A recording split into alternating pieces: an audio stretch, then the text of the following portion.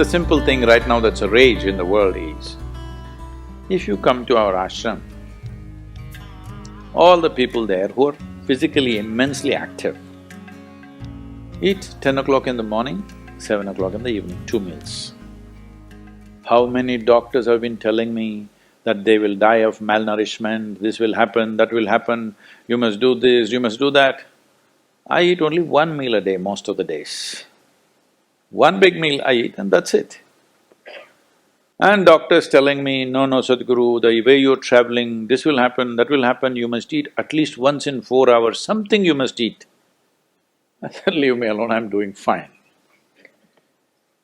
But now, a big university in America comes up with this called intermittent fasting. It's not nonsense, it's good, but they rediscovered something that we have known forever.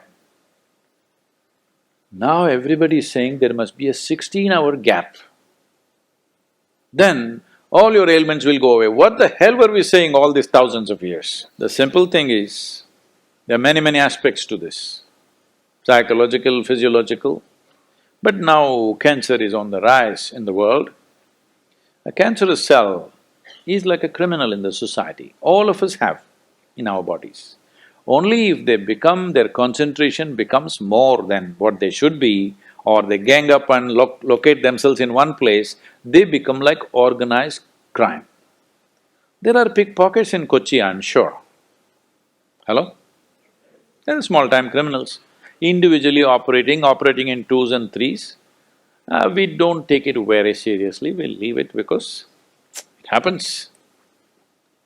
But suppose all 100 of them got organized into a organized crime, now we will crack down. Because we know now it becomes a threat to the society. Similarly, cancerous cells are like this. Criminals, they're moving around, doing some damage.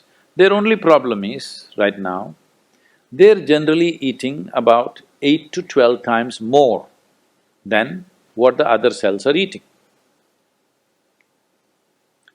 So if you just give sufficient break between one meal and the other, most of them will die because they cannot survive. This is something we've been talking forever. But now they've discovered it with $1 billion research.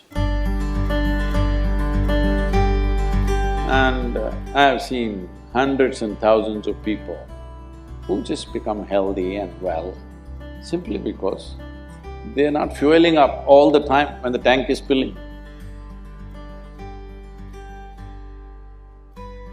In the yoga center, all the time people are physically active. So everybody is very hungry by the time it's 3:30, 4 o'clock in the evening, they're extremely hungry. But we learn to live with that because empty stomach and hunger are two different things. Hunger means your energy levels start dropping. But empty stomach is a good thing. In the yogic sciences, today modern science also is coming in line with this. But what we know by our experience, you will spend $1 billion to come there. Because research is all about how many $1 million, that's how it is. Your body and your brain works at its best only when your stomach is empty. So we always make sure we eat in such a way, how much ever we eat, our stomach must be always empty within 2 to 2.5 hours' time maximum. So we go to bed hungry always. People think they cannot sleep. They can sleep. On an average, for 25 years on an average, I slept only 2.5 to 3 hours. These days I'm getting little lazy and sleeping anywhere between 3.5 to 4.5 hours in spite of the level of travel that I have. When I say level of travel, if I say my level of travel in the next few days, you will fall off your chair. Yes? Should I tell you? No, God bless you. Because in the next 10 days, I'm in 5 different countries doing I don't know how many events, all kinds of events. So, you're able to keep this up simply because you don't overeat. It's very important. Everybody eats 2 meals, I generally eat only 1 meal. 4:35 in the evening, because I don't like to sit in front of the plate and worry about how much to eat. I like to eat well. So, 4:35 in the evening, if I eat a meal, it's only next day. Is this enough? Am I looking okay? Hello? Because any correction and purification that needs to happen in the body, your stomach needs to be empty. It's very, very important. Otherwise, the purification on the cellular level will not happen. You pile up things and then you have all kinds of problems.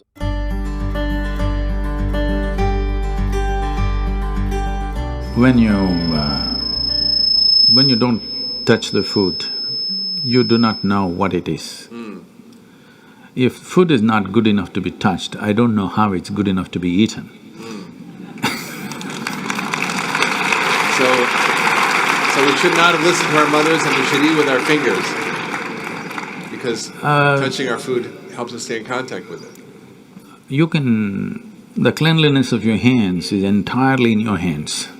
The cleanliness of the fork is not entirely in your hands. This is true.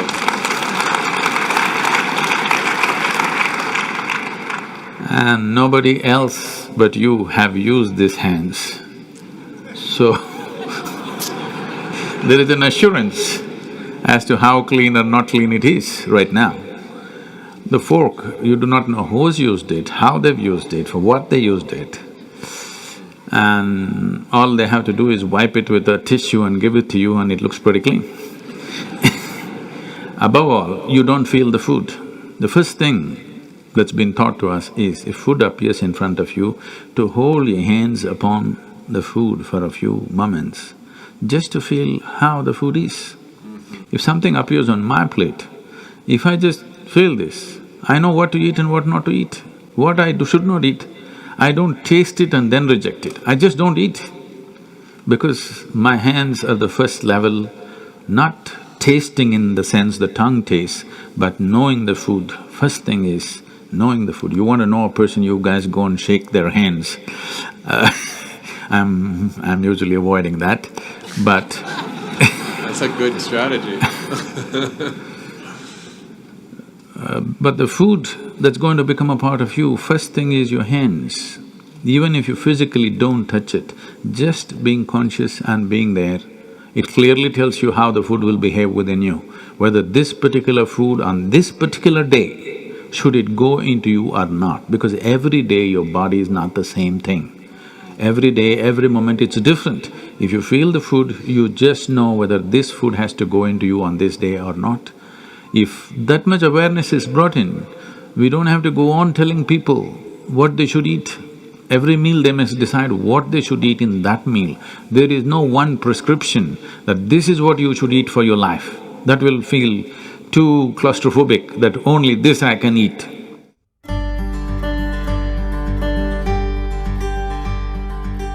Your selection of food and consumption of food also must happen consciously. More than what you eat, how you eat it is also equally important.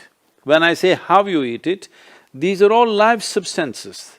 Every one of them had a life of their own, whether it's a plant, animal, vegetable, every one of them had a life of their own.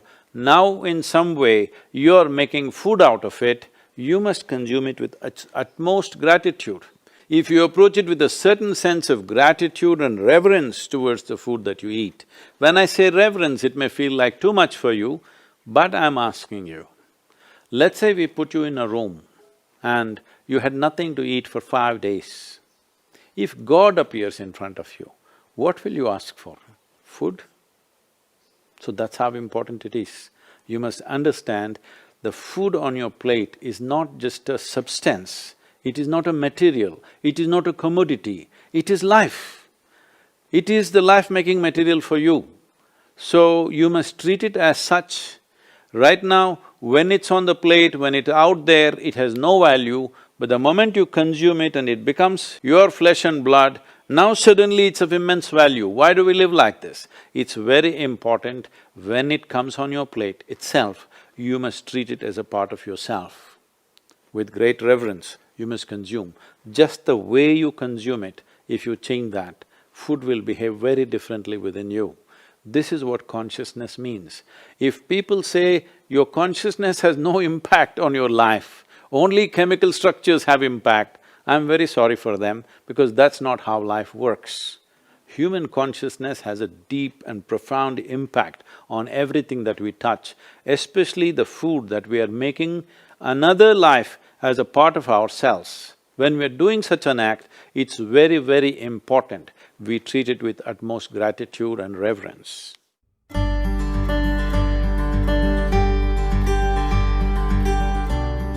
I want to tell you, there is no such thing as good habit and bad habit. Habit means you are functioning unconsciously. If you're functioning unconsciously, that's a bad thing because the whole thing about being human is we are capable of doing things consciously. That is the beauty of being human, that we can do everything consciously. What an animal does unconsciously, we can do the same thing consciously. We can eat unconsciously or we can eat consciously.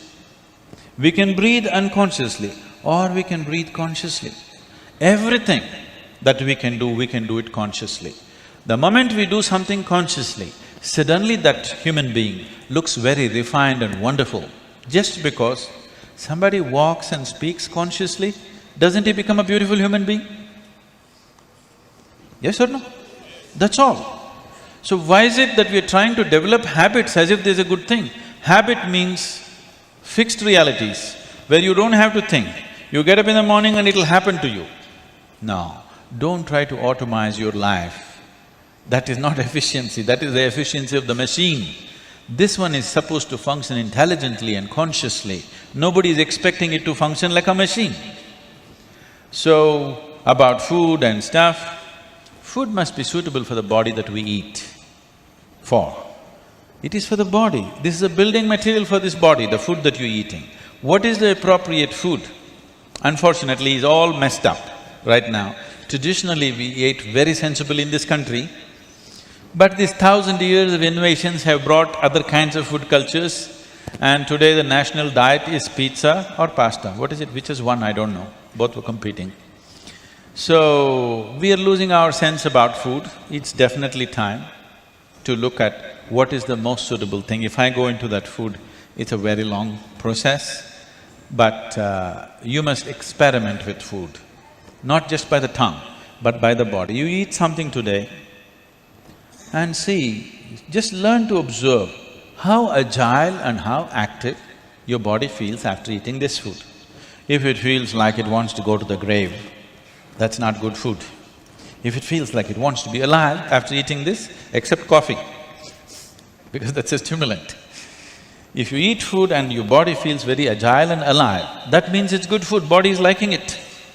If you eat something, it feels dull, that means it's not liking it, it's having difficulty with it, that's why it feels dull. So just on this basis, there's a much… this is a very simplistic way of putting it.